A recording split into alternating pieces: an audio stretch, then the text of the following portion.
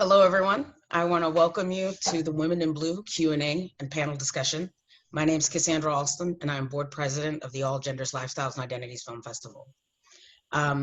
Today, we are going, again, to do the Q&A for Women in Blue, a work in progress, which follows 4 women police officers in the Minneapolis Police Department before the wake of George Floyd being passing, focusing on gender, policing, and how we can, and reform, race, and how we can, try to figure out how to bridge this gap. So this is our second conversation, community conversation as part of our aGLIFF series for, again, trying to help us all come together. So today we have in our panel, Ms. Deidre Fishel, the director, CJ Johnson, one of the subjects, and Matrix Kilgore. So Ms. Deidre, will you introduce yourself, please? Hi, my name is Deirdre Fishel. I'm the director of the film. I'm very glad to be here. CJ?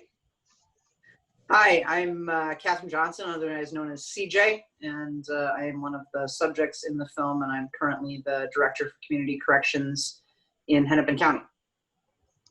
Matrix. Hi, I'm Matrix Kilgore, and I am from Austin. I am an activist, an artist, a theater maker.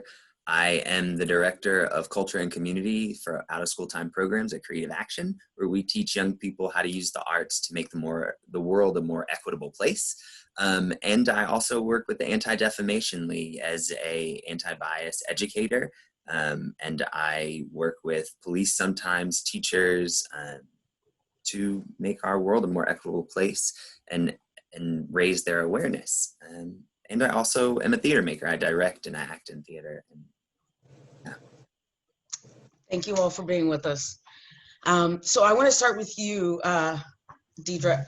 What was the original, I know we know, but the inspiration behind doing this project and focusing on the 3rd precinct in Minneapolis?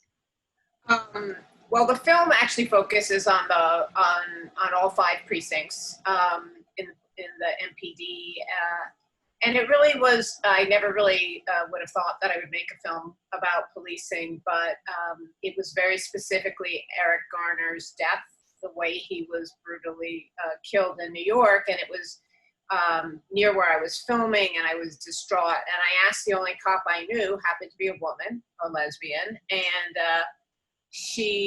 I asked her if it could have happened on her watch, and she said it absolutely couldn't have.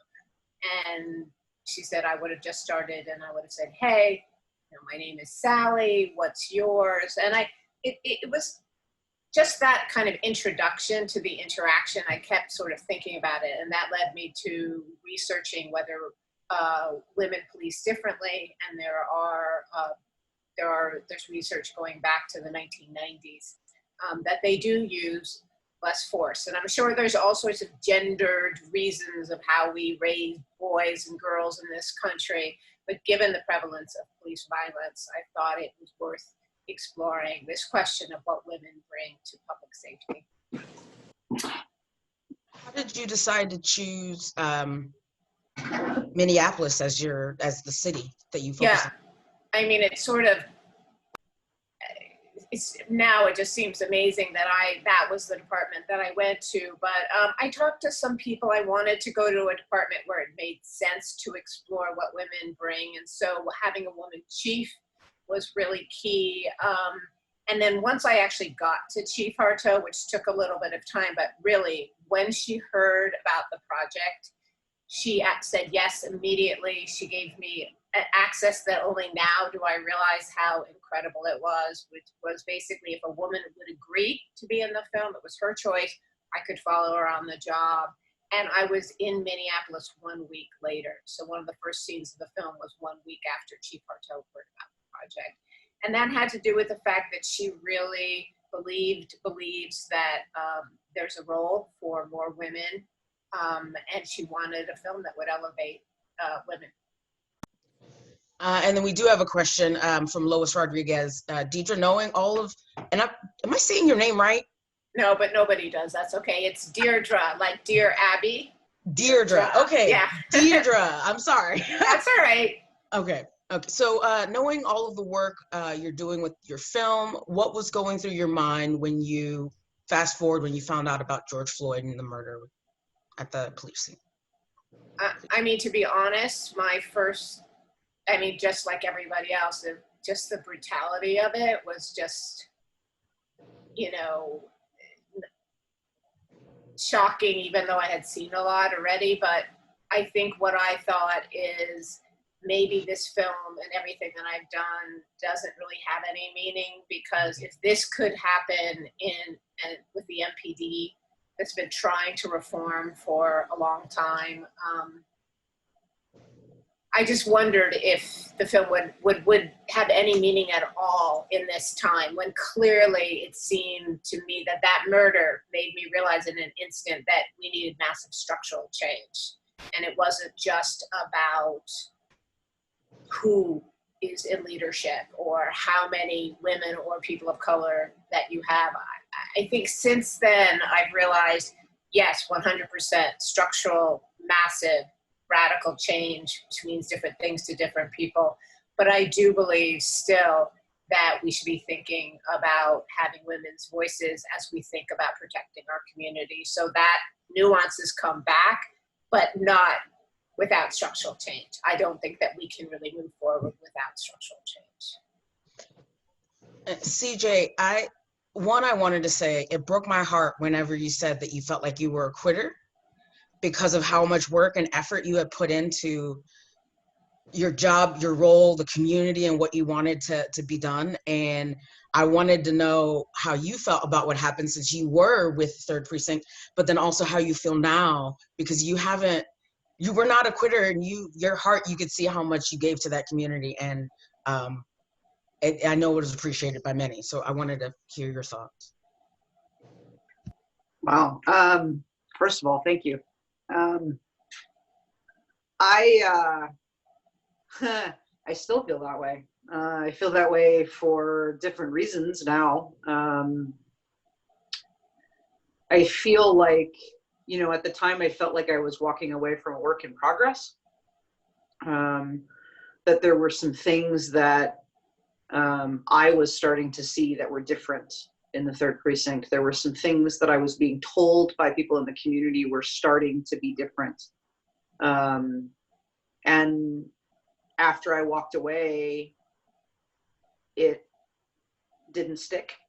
And so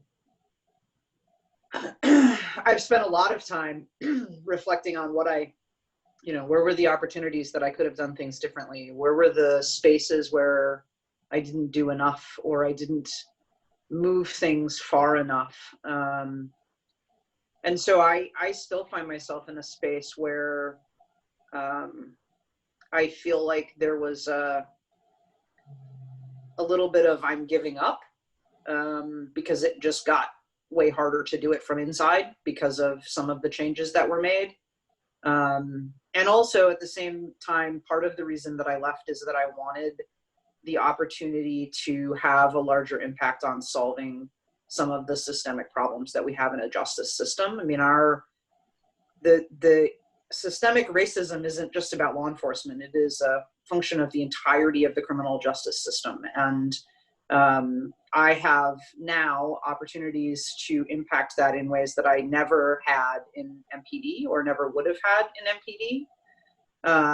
And so while there is that little bit of I gave up and could it have been different had I not, there is also a lot of I have a responsibility now that is even more important in some ways than I had before, because now I'm at the table in a different role and also can speak to some of the law enforcement experience that gets my foot in other doors. So I feel like I have an even greater responsibility now to do those things that have an impact on the systemic racism that is how our justice system still functions. What, in your opinion, what do you think is like one of the bigger factors of what needs to be addressed internally in order for the external relationships with the community and with people of color, how that can I know it's a large question. I mean, it's just a small question. I wish I had a really, really good answer to that question, because I could retire. But I think first and foremost, we referring to those of us inside the system who are running the system, particularly people who look like me, the white folks inside the system, have to do a better job of making space and listening to how things impact Black, Indigenous, and people of color. Because right now, I don't think we do a good enough job of that. I think we tend to kind of get defensive and say, okay, but I'm not, right? We do but I'm not a racist. Well, that's great. The system is. And we need to do something about that. And if you stand and don't do anything about it, you're perpetuating those same systems. And I think it's bigger than criminal justice. I mean, I just looked at data from my correctional folks about who is under supervision in Hennepin County, and the disparities in employment and housing and income are astronomical when you look at our clients under correctional supervision. And so I think it is really important for us to, when you talk about safety as a community, not frame it in the sense of this is safety being imposed upon you, but instead come at it from here is the safety that the community desires. Thank you. Matrix, I wanted to hear your thoughts. I know before we jumped into this, based on your experience here in Austin and your background and training, how the film showed the levels of intersection that you were discussing. Yeah, I was just really it really made me think as a creator, watching the film now with all that I know, and then thinking about what you all were, when you were making the film, what the intention was, and that difference, and how much I brought with me to the film. Like, I couldn't leave the outside what I have experienced in my life out of the door. Of course not. But there were the scenes that were really, really resonated with me were when we saw the Black male officer pull over the driver that didn't have a driver's license, suspended driver's license, and the way that he handled that interaction. And then later we see the Black female officer handle a very similar situation, and the strategies of de-escalation. It was really just, it made me think about the intersection and the impact of that intersection in a way I had really never, that was not my first step. So thank you for that. And thank you for helping me with that. Now I done forgot the question, Cass. No, you answered half of it. That was perfect. It was Okay, about good. the, but then I'm the other. getting nervous. I'm over here. I was just, y'all movie stars over here. Right? They're so good. I'm just saying they are. So your experience here in Austin and what you saw in the movie and how that correlates to what you've seen, and then also the anti-bias training you've done with the police department here. Yeah, and also like the power of storytelling, the power of words and how we use them and communicate with each other as the public and as law enforcement officials, I think is sometimes so powerful, and sometimes where we have a disconnect. When we had the bombings in Austin, when we were sitting on while we were on the hate crimes task force, I was having these conversations about the law enforcement officials were very hesitant to use the words hate crime. They were very much like, no, that's not the definition of it, right? For the community. But that did not help the community at all, because as a member of that community, it felt like I was being targeted, like I was on the list. And trying to get law enforcement to understand that the words we use and how we tell this story is important and does have a huge impact. And when I do these conversations, the anti-bias conversations with them, specifically when I'm preparing them to go into a classroom to work with young people around these issues, to get them to understand where their position and their power, and not just their intent, but the impact of their words, their being, the way they come dressed, right, is so powerful. And, you know, we see that with, like, when we first got on, I was like, CJ, I like you already. CJ was like, no, just CJ. And I was like, okay, because that officer is a hurdle and a barrier for me to connect in a way. And when you strip that away, I automatically feel closer because I feel like you understand or you know what I'm bringing in some way to our relationship. And it makes me feel in some way seen, even though we're thousands of miles away on Zoom, you know? Now I'm just going on rambling. No, you're good. Thank you, Matrix. No, you're good. So CJ, we had a comment. It said, please don't feel like, from Lois, please don't feel like a quitter. You gave up on a dead end, but you found new ways to affect change. Thank you. Then the next question we have is from Ashley Bago. Hopefully I said that right. CJ, in your experience from both the perspective of the MPD and as a citizen, what are the most productive ways of having a meaningful conversation and bridging the gap in policing with racism and marginalized communities, including LGBTQ citizens and trans individuals? You get the real big question, CJ. I mean, that's all right. I'll take the big ones. That's fine. I think, I think it comes down to one word, and it's very simple in my mind, as complicated as the situations may be, and that's honesty. I think the place we have to start is by acknowledging those spaces where we have screwed it up. When we talk about Black Lives Matter, we can't talk about that without talking about Black trans lives. We can't talk about that without talking about other marginalized communities, because again, the systemic racism, the system is also transphobic and homophobic, and all of those things are built into the system too. And I think we have to have those honest conversations. And until and unless you get more and more people who are in law enforcement, in corrections, in the justice system overall, until you get more folks in that system who are willing to stand up and acknowledge that, and not just say the words, but also take some kind of substantive action to do things differently, that's the space where you begin to have, I think, meaningful conversations about what that might look like. It can't just be, yeah, you're right, the system is racist, and now we're done. Because that doesn't work. We've acknowledged that before in certain spaces. But until we start doing something to address it, being conscious of not just saying, me as the white woman who runs the corrections agency going, well, I think this is what's gonna work, so we're gonna do this. You can't run these systems anymore without including the voices of the people who are governed by them. You have to include those voices that have so often not been included at the table.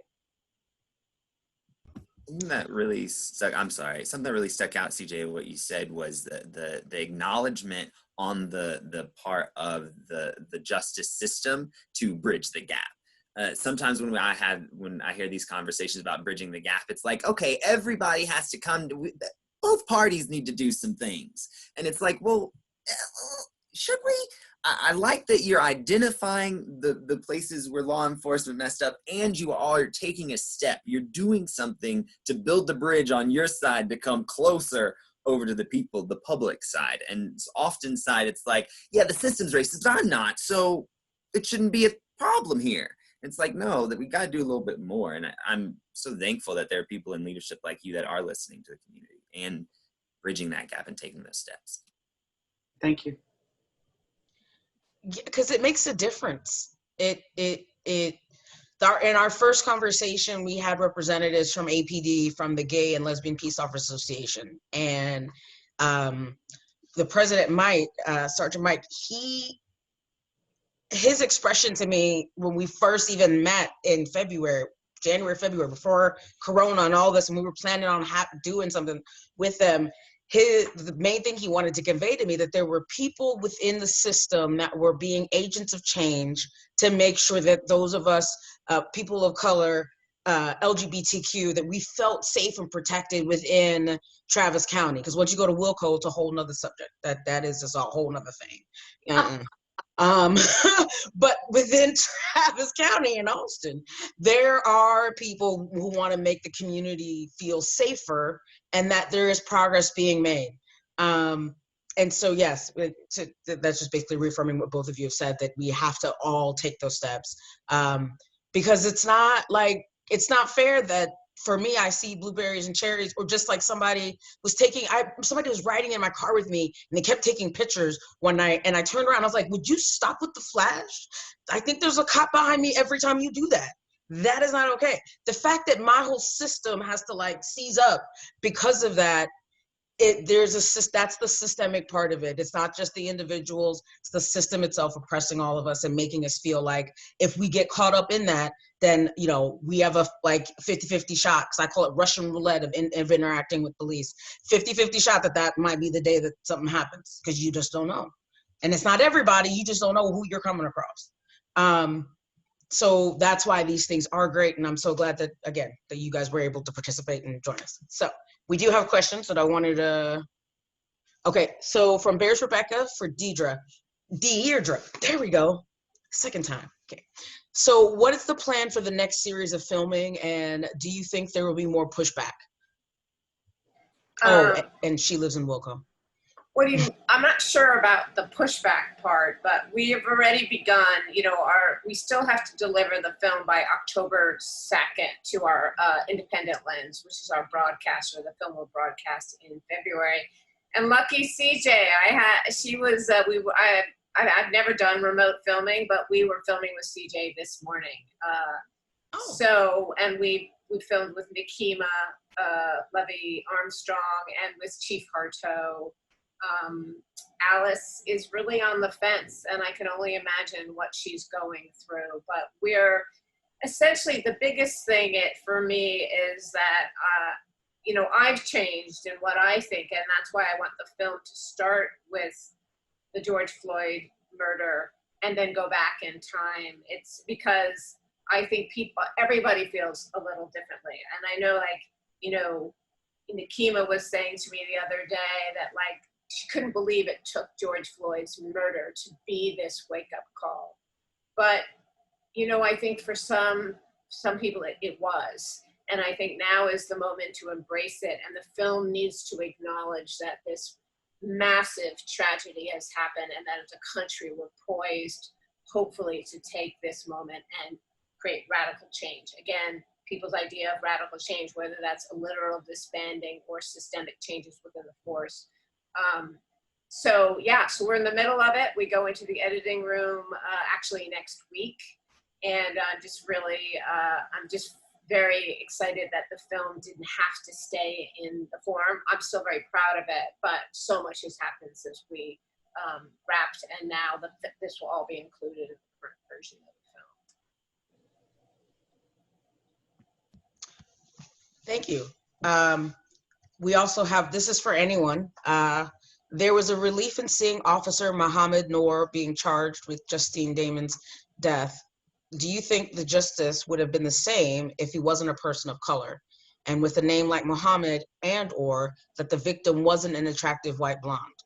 Also, Damon's family received $20 million. Jamar Clark's family only received $200,000 4 years after his death. I mean, I could just say that I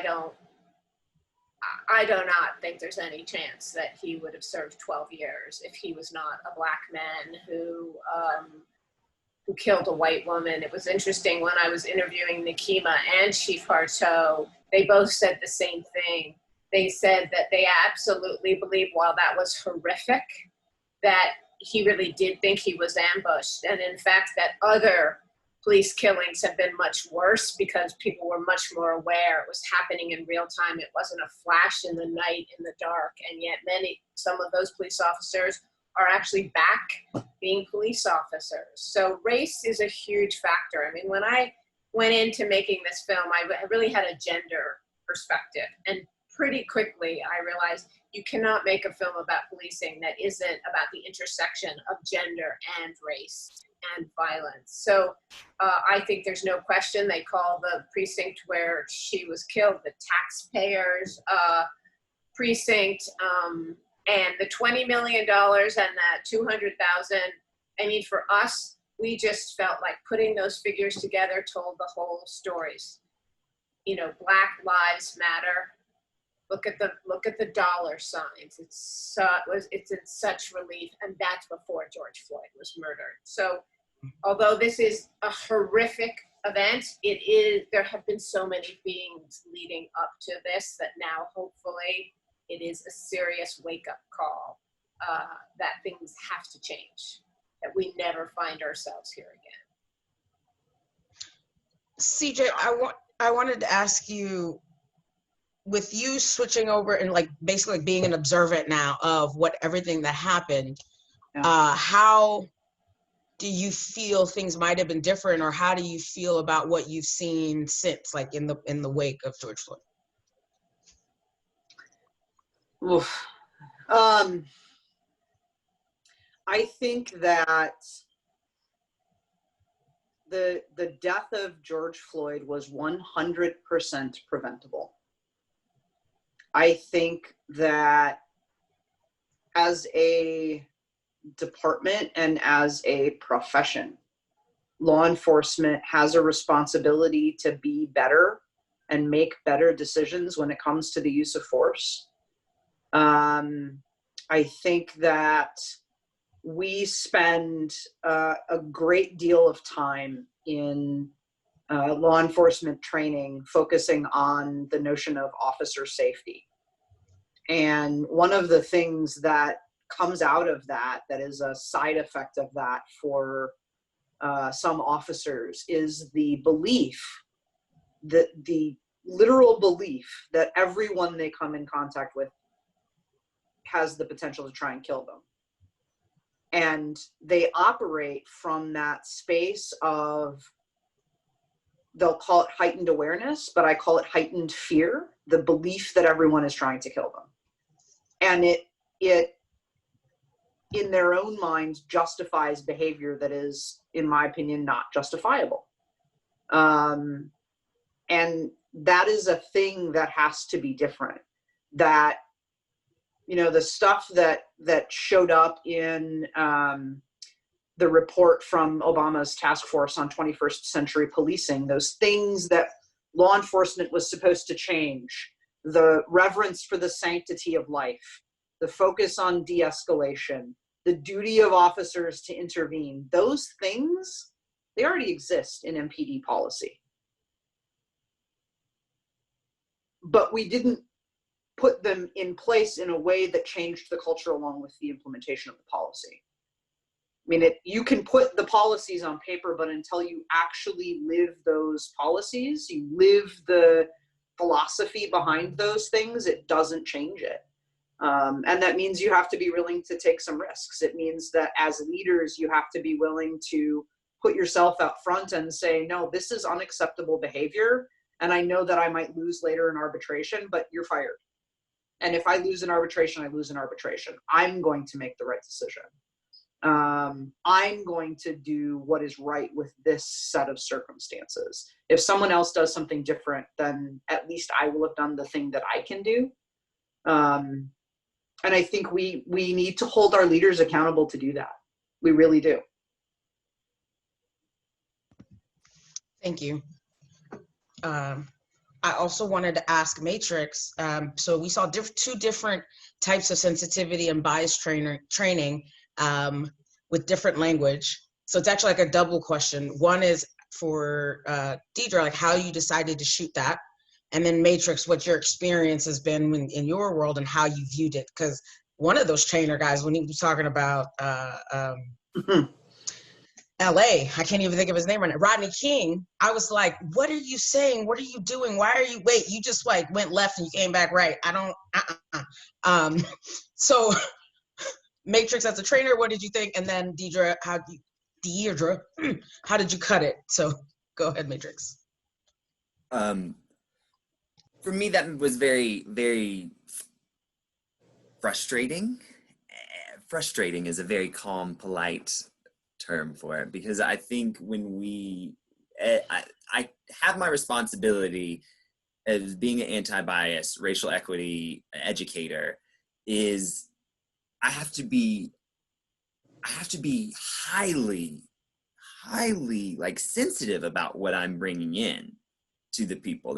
Because the solution is not just anti-bias trainings. That will not get us across the finish line, but it will start. It could be a foundation to make those next steps. But if we're building a foundation that is shaky and that is problematic within itself, the house and the changes that we want to build on top of it are going to be messed up. It may work for the short time, but it's not going to be a long time lasting thing.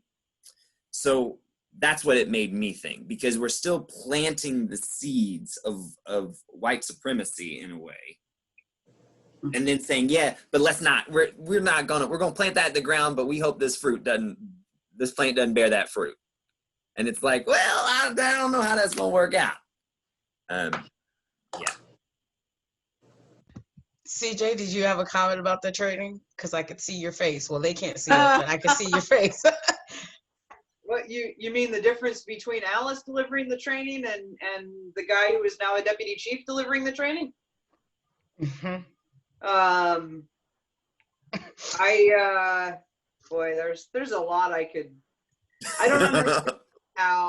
don't understand how the notion that, and I will use Art's words, someone deserves to get their ass beat is a thing that we should be teaching people. I don't understand how that should ever come up in a training class, because it's not a thing. It's not a thing. And that is part of the culture that is allowed and to thrive and is perpetuated through stuff like that. And Art, of all people, and I'll tell you, I was in a couple of Art's classes in procedural justice, and I remember vividly him doing such wonderful work with how he talks about, from Minnesota, I thought all of the bad stuff that happened grew up in the suburbs with a whole bunch of white friends, and I thought all the bad stuff that happened in racism was in the 60s in the South, right? Because I was that naive. And to listen to Art talk about the Plymouth Avenue riots and the fact that this stuff, the civil unrest in the 60s, wasn't limited to places like LA and Detroit and Chicago, and that there was that level of racism existed in the state of Minnesota. And you hear him talk about the Duluth lynchings. You hear him talk not just about that stuff, but about some of the treatment of the indigenous populations. Just hearing him talk about that, and I remember finding it so powerful because he had done it really well, and then to follow it up with a comment like that almost erased everything that he had done, all of the work that he had done leading up to that. And so watching it in the film, I'd actually forgotten about that part of his training until I saw it in the film. And I literally did this. I flinched, and I'm the white kid from the suburbs. So I can't imagine how that makes other people within our communities feel when they see that. I could only imagine how the officers of color would feel hearing that. It sounds like side language. Teams. Whose team are we on? And I didn't know that we were on separate teams. I thought we were supposed to be all on the same team, building the best community that we could have. And Matrix, you're exactly right. That's exactly what it is. It's inside baseball. It's that team. I'm going to tell you all this other stuff, but then I'm going to still prove that I'm blue. You hear Alice in the movie talk about fighting sometimes with herself between black or blue, and it's a little bit of that. You're absolutely right. It's I got to prove to you that I'm still a cop, though. Deidre? Well, people always ask me, how did someone say that, or how did you get that? But what I find is that people, Art was really aware of the camera. He was very excited to be filmed. So what you have to know is that he felt very comfortable with saying "fuck Rodney King." And when I heard him say it, I couldn't believe it. I mean, I was just like literally shocked and looking around the room and nobody flinched. And Philando Castile's uncle was in the back of the room. And I remember afterwards me asking him and saying, what do you think of this training? He goes, oh, it was really great. So, you know, I mean, what I can say is that, like, I think he was trying to say, like, you might have this impulse to beat people up, and that's really fun. But you know what? We don't do that anymore because we don't want to get in trouble. So I think in his own roundabout way, he was trying to make a point. But to me, the point is, why would we have someone in policing who has fun beating people up? Why should that be okay? And I think it's very tricky because a lot of people think that the biggest consideration in terms of who we get into policing is getting more Black people or more people of color. But I think that is where some of the gender divide happens. I'm not saying that there aren't aggressive police women. I'm sure there are, and I'm sure that there are racist police women because women are not, excluded from anything. But I think it would be much harder to think of a woman standing up at the front of the room and going, yeah, it's really fun to beat him. He deserved to get beaten up, and it was really fun. We used to have fun back in the day. And I just think that's the old boys network. That's the misogyny. And I think that, I'm shocked. Like when the MPD saw it, they weren't like, oh my God, get this out. They weren't freaked out. And I think people should be freaked out. I think that we should be freaked out because there were men, white men in that audience hearing Art laughing. And what he subtly did was give them permission. No matter what people were saying otherwise, it was saying, yeah, you could have some fun. So it was shocking. It was shocking to me. And, but I can only imagine what happens when things aren't being filmed, and we see. And his intent of whatever he was saying, the point that he was trying to make, sure, great intent, but it still sucks, his impact. Yeah, no, I agree. I agree. And it's not just that he was giving permission to people to go out and have fun beating people up. It was if they deserve it. And his arbiter of whether or not they deserved it was not, in fact, Rodney King doing anything to the cops. It was the fact that he didn't do what the cops said. In other words, he didn't stop when they turned on their lights and sirens, and he didn't lay face down on the pavement immediately upon exiting the car. Like, there's this, if that doesn't happen, then it's okay because they deserve it. That's the other side of what's implied in that statement. And then when you think about George Floyd in that light, It just makes you... Yep. And going back to whether I was surprised about the payout for the families, no. Our society, our country has told us, they show us, not just in criminal justice, not in education, in health, in so many areas, that white lives are valued more than Black, Indigenous, and people of color. So no, 20 million or 20 million versus the 200,000, no, didn't surprise me at all. So I also have another question for CJ. It said the Minneapolis City Council Budget Committee has approved moving $500,000 from the police budget and putting it into the Office of Violence Prevention to help pay for civilian safety patrols. But these patrols were mentioned as being all men. How does this kind of thing happen, and how do women get a seat at the table? What? First of all, you remove $500,000 from the MPD budget, you're not going to get much of a violence prevention program or safety patrol. I mean, that's not a lot of money for a year. I mean, this is, and I'm saying this as somebody who handles the budget for an agency that is roughly the size of what MPD used to be. I mean, my budget for community corrections in Hennepin County is $124 million. $500,000 is nothing in that grand scheme of things. The other thing that I will say to that is that you are right now in cutting the funding and the personnel that have left MPD, what you're losing are the spaces at MPD that were doing the work that you're talking about needing done. You're eliminating the community engagement team, which is officers that didn't go in uniform and they're wearing polo shirts and they're playing basketball with kids and they're going to community meetings and having real conversations and building relationships and bridges.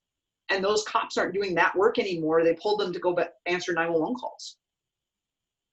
So you don't have people doing that work because they are going from call to call to call to call. They don't have time to engage in ways that actually build bridges and actually build relationships. And so I think there is a belief that if we cut funding for policing and we cut the number of officers, then we diminish the likelihood that these kinds of incidents can happen. And while I completely understand that concept, particularly when the system is not set up for success for people who don't look like me, I also know that if you have 700 cops and what you actually need is 900 to effectively answer 911 calls, that those 700 cops are going to get burnt out. Those 700 cops are never going to get a break. Those 700 cops are not going to be healthy emotionally, and they're not going to be healthy from a mental health perspective. And that, in my mind, actually increases the likelihood that these kinds of things can happen. And so I think we just have to be really conscious of what is it that we need police to do, and separate that from what it is we don't need police to do. And there should be better answers for that part of it. A community safety patrol is great if it's run by the community. I don't think the city running it is going to help, honestly. If the community does it, great. But if the city's doing it, how are you combating the systemic racism when the system is setting up another patrol? That makes sense. I also wanted to know, and with that, how do we filter out the Karen and Kevin calls that are that fill up all your 911? That's the reason why you're having them, because people say, "Oh, there's somebody with a little bit of melanin over there. Let me call the cops." How do we? I mean, I heard the woman in New York City, she's gonna have criminal charges pressed against her for falsifying a phone call for the bird water. What are your thoughts on that? Well, I mean, I think that there is a mentality that exists in Minneapolis, particularly, and I say this only because that's the one I know the best, that if somebody calls 911, you have to send a cop. Like, there are things you don't need a cop for that you shouldn't be calling 911 for in the first place, right?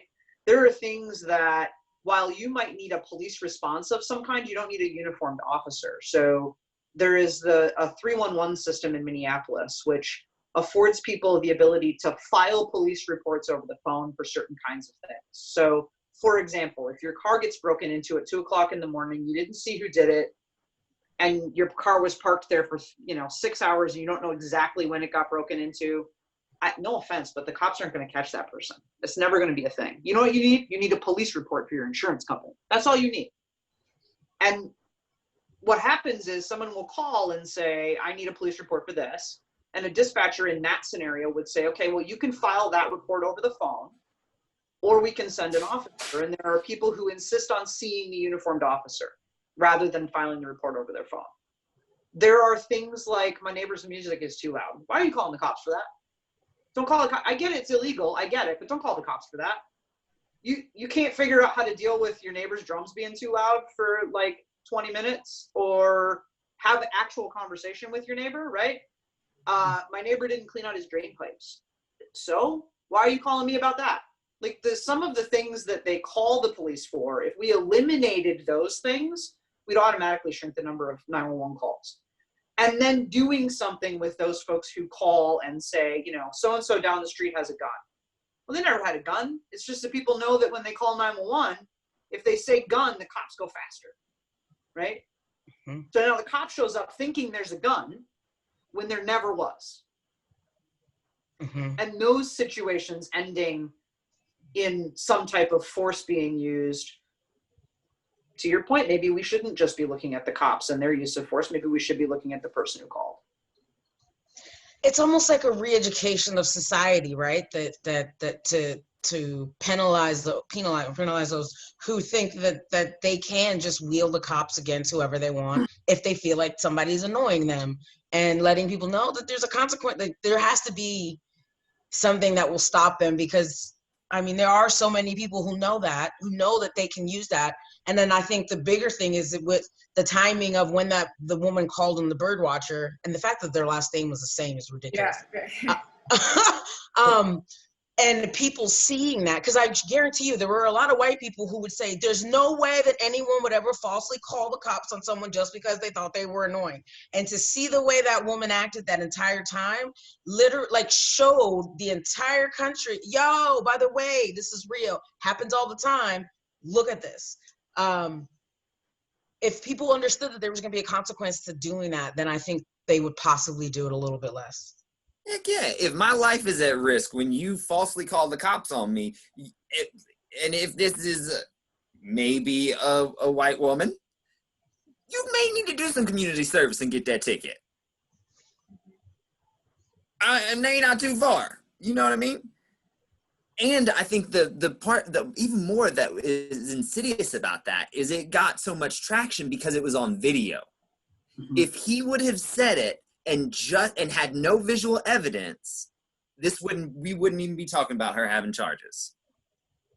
The burden of proof is way harder for Black people, not just Black people, but in that situation of how he was supposed to navigate that. That's what makes me really mad about that, because we had to have video for his humanity and his constitutional rights to be upheld. Mm-hmm.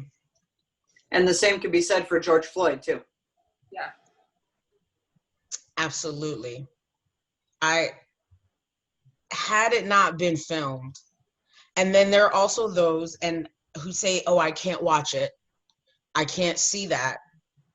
And I say to every person who says that, you have to watch that entire time and see how someone can take someone's life knowing that they're being filmed and have no regard when their job is supposed to be to protect us, and to do that to someone without flinching is awful. And it changes who you are. It will change you when you watch that video, but that's the problem, or that's the issue. Everybody needs to be changed. We all need to be exposed to the full depth of the brokenness of this world that we live in, and stop trying to paint it over with, oh, it's fine, it's just a couple of bad apples.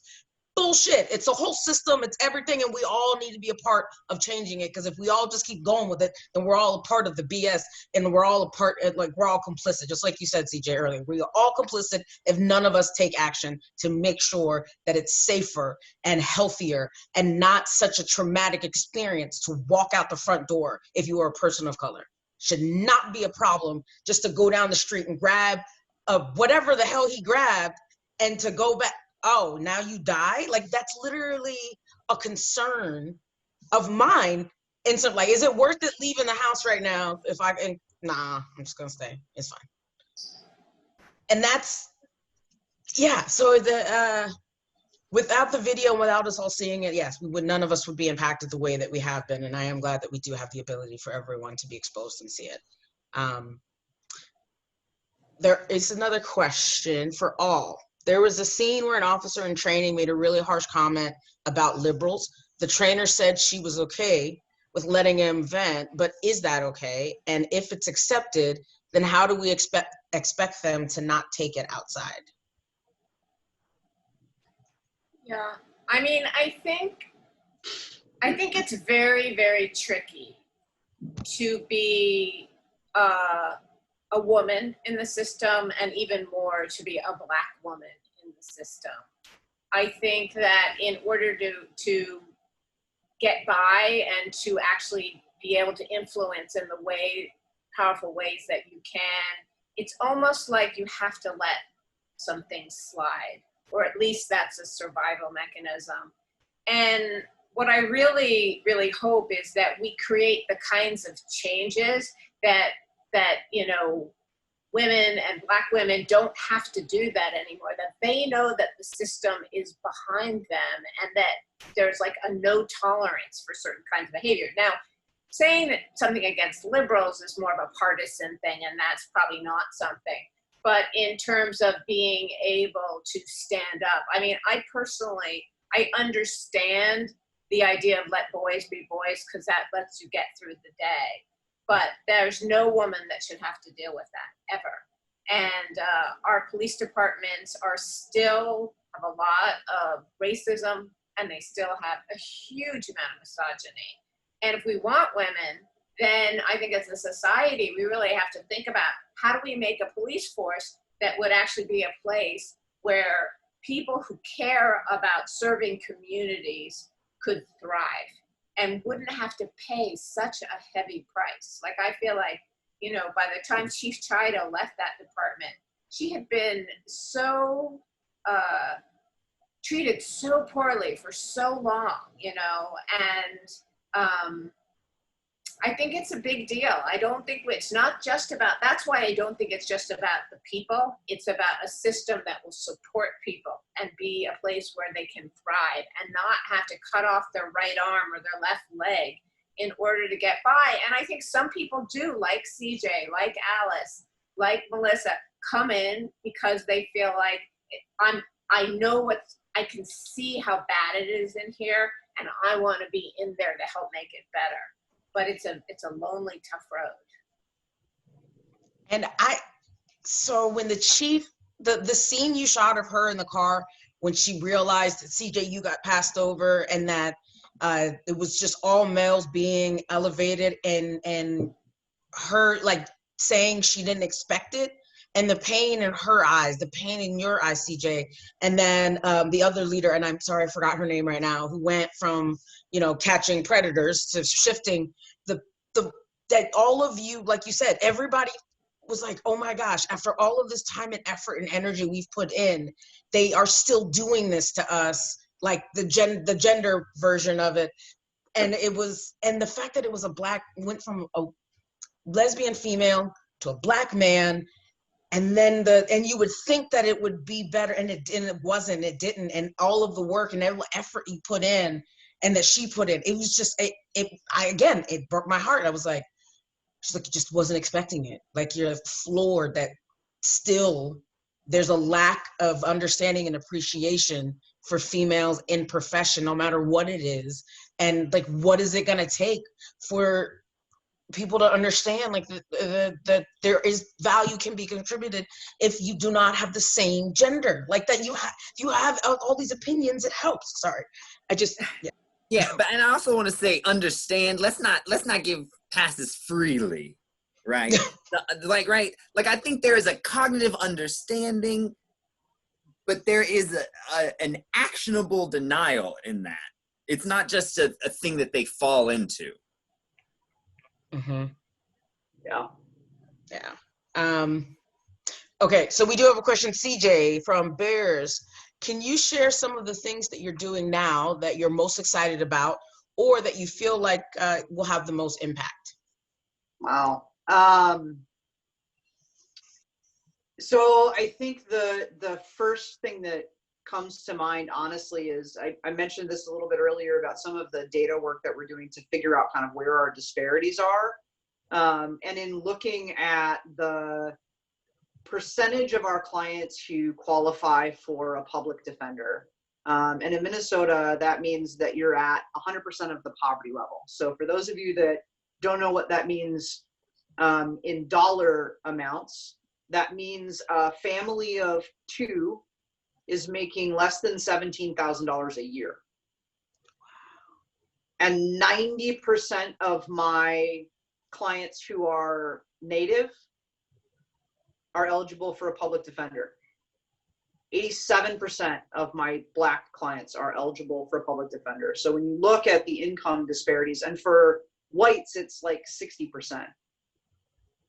So when you look at the income disparities in that, from that perspective and with that lens, it becomes really clear that one of the most important things that I can do that I actually have control over is trying to eliminate some of the collateral consequences that come from criminal justice involvement, and they're surrounded by fees. It used to be that when you got booked into my adult correctional facility in Plymouth, you paid $35 to get booked in. You were convicted and sentenced to serve time at my workhouse, and we charged you $35. Now, we were waiving that fee for our public defender eligible clients as often as we could, but literally we were charging people to come in the front door to serve their sentence. That's ridiculous. Mm-hmm. It doesn't happen anymore, so we took it out of our budget. We right now charge people to be on probation.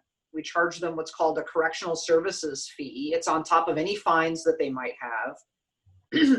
For someone convicted of a felony, it's $300.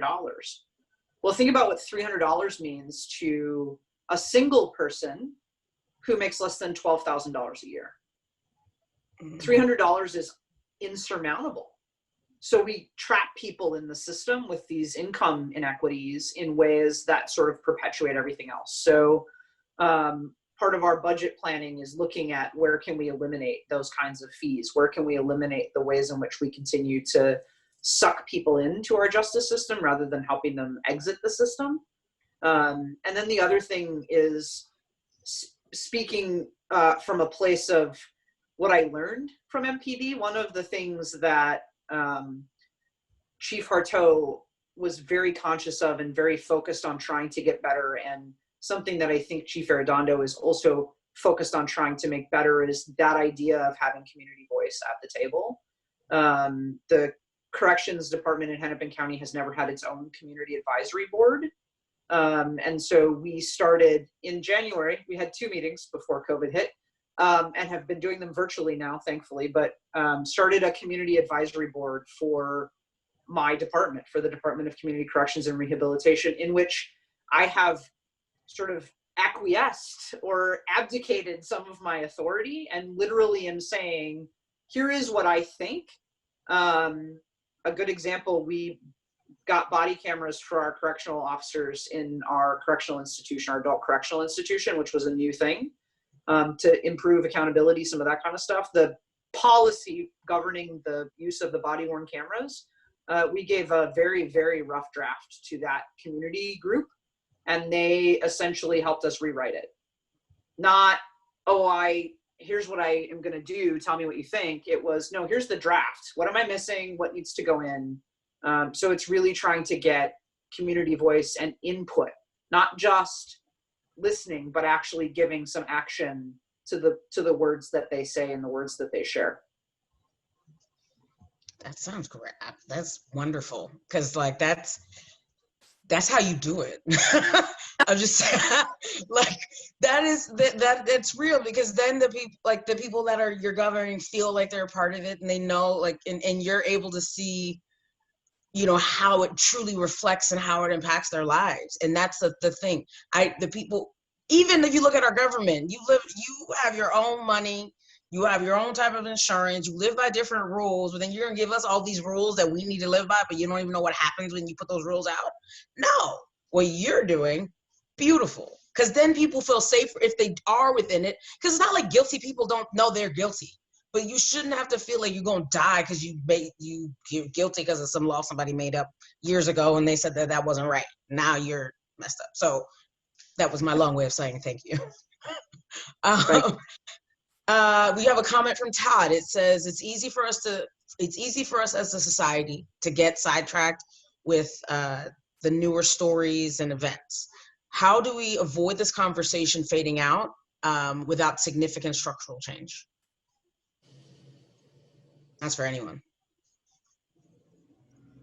I would say it's a yes and solution, not a new thing. It's cumulative. I think too often we look at things that have happened in the past. We look at Rodney King as a thing that happened way back then. So now we can end that chapter and now we can focus on a new thing, but really it's addition.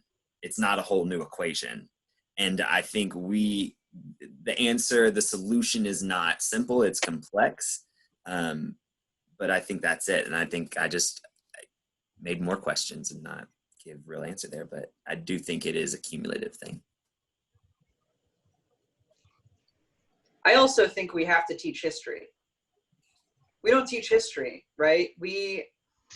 I'm an instructor at one of the universities in the Twin Cities, and I teach a class on use of force. And I talk about Rodney King, and I talk about Philando Castillo, and I talk about Jamar Clark. right? We're 5 years removed from Jamar Clark, right? And I'm teaching a class of juniors and seniors last spring. And I'm talking about Rodney King. And I have a classroom full of students who looked at me and went, who? And it was not a classroom full of entirely white bodies. We forget to teach our history, and so we don't learn from it.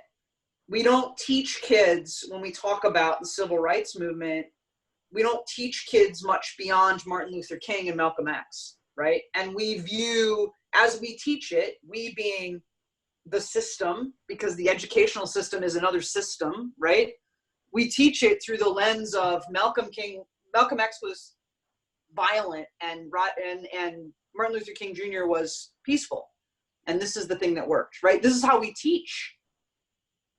So if we don't teach the real stuff, if it takes until I am in my mid-30s listening to Art talk about the Duluth lynchings for me to know that this is even a thing that happened in Minnesota, we're doing it wrong. And we'll never learn from it if we don't continue to talk about it and don't continue to teach it.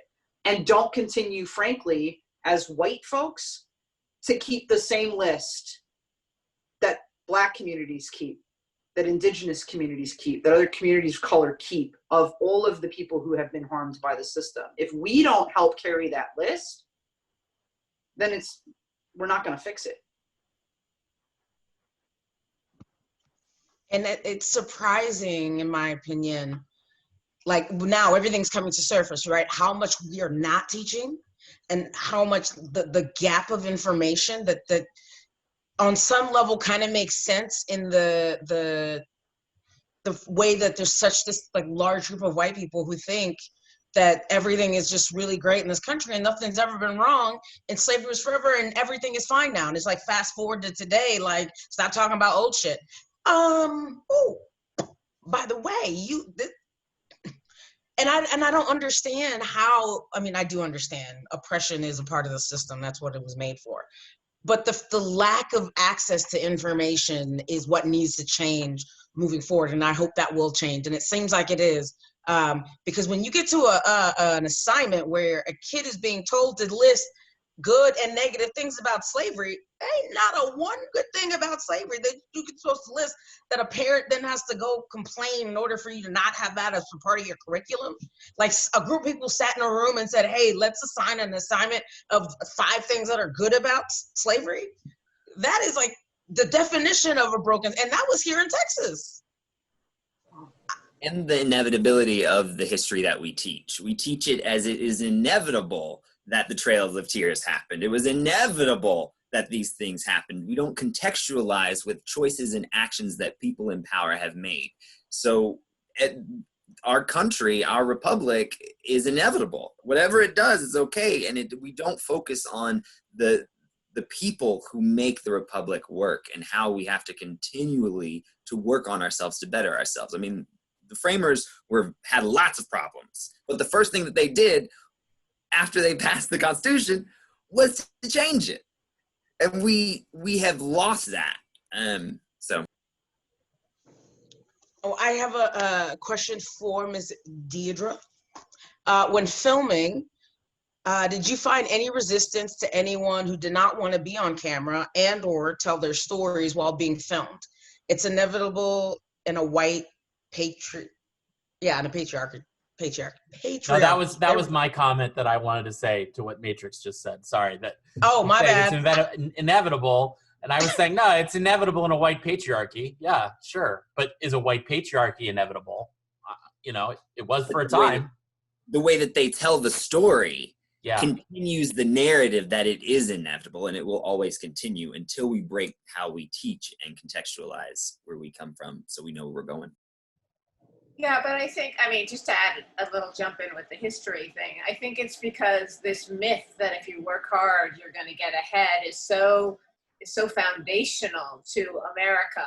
And it's such a myth. It's such fiction But if we really look at all of the inequities, we have to blow up the whole system, right? And say it hasn't been equal since the beginning. And there's always been a whole group of people, you know, who have been stopped from that. So that's why, you know, we've always kept, you know, black working class people away from white working class people, you know, because so that we can all join up and say, as a majority of people, this system is actually not working for us.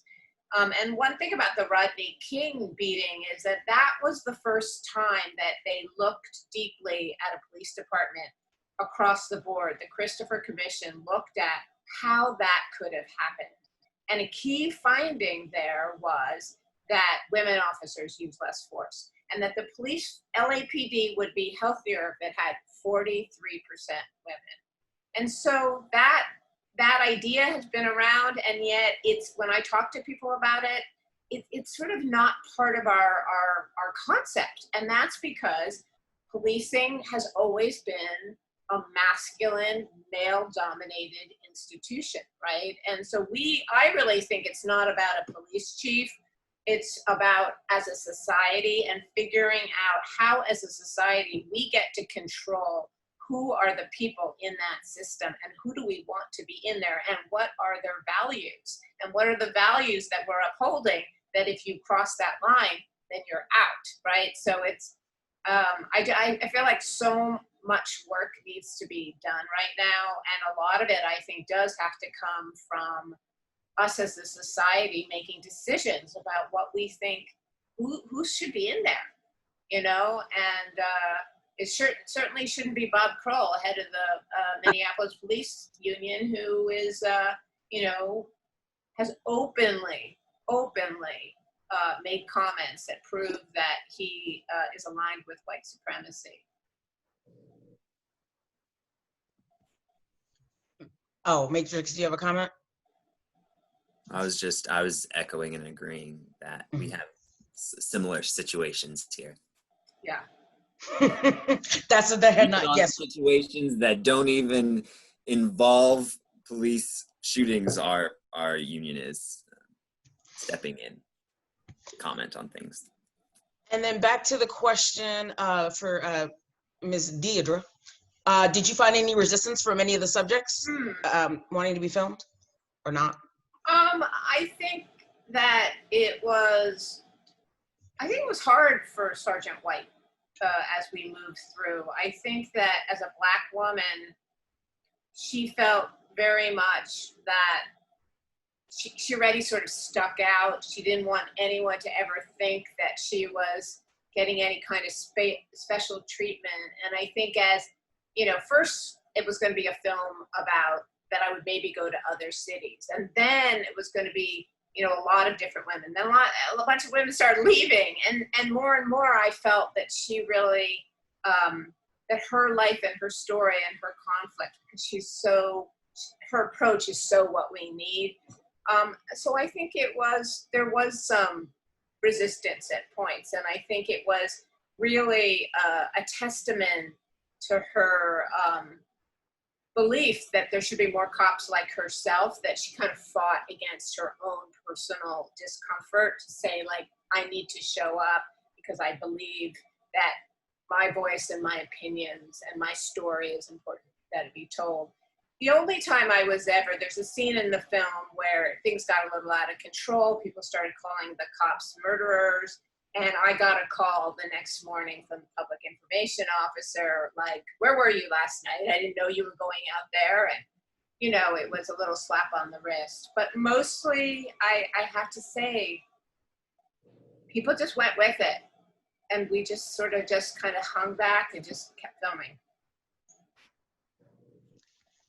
Thank you. And I was wondering about that myself, because especially like the one scene where I believe it was the two cops, they were talking about them on the radio as they were in the car, them listening to the news, talking about how I was like, oh, like how the timing of everything and how you were able to capture everything it's wonderful. You show a view into that police department before this huge social justice change in our entire world. Like that, literally the entire world had started to protest after that.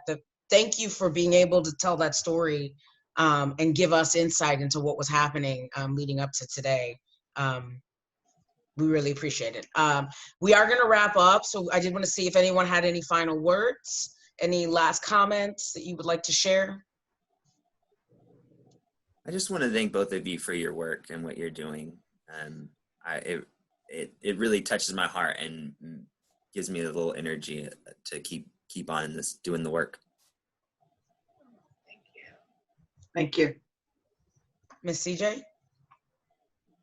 I just want to say thank you for the opportunity to be a part and for the opportunity to be a part. Thank you. Thank you. Thank you. Ms. D? Yeah, thank you so much. This was such a thoughtful Q&A, and to be in a gay, when the music came on, and it's just been very heavy for me since the George Floyd murder, and just feeling the enormous responsibility that I have to try to get this right so that the film is useful. That's my biggest goal, that it's useful. But when the music came on, I was like, fun, and I thank you for bringing that energy too, because we also, there's got to be some joy amidst all the pain. So thank you for that little moment of levity. I enjoyed it so much. Good, I'm glad. And to finish this out, I wanted to again remind everyone of our Queer Black Voices Fund. So in response to George Floyd and everything that's been happening in the world, and the generous donation of Lenore Sheffman, one of our board members, and Sheffman Law, she donated $5,000 for a match program for our new Queer Black Voices Fund. So basically it is a grant that filmmakers, directors, writers, producers, actors will apply to be able to show their work at aGLIFF and have their artwork shown, paid for them to travel here, and then Queer Black Voices will forever be a part of aGLIFF from this point forward at our annual programming and our monthly screenings, so that every board member and everybody just in the Austin area, everyone knows that hearing stories from the Queer Black Voices or Queer Black community about us, by us, for everybody to learn and grow is going to always be important. So thank you to Lenore. Thank you to all those that are also donating. And thank you guys for being a part of our Q&A today, for sharing your story, for doing the work you're doing, because it really does change lives and we appreciate it. So thank you guys. Have a good day. And thank you everybody for joining us. Thank you. Bye.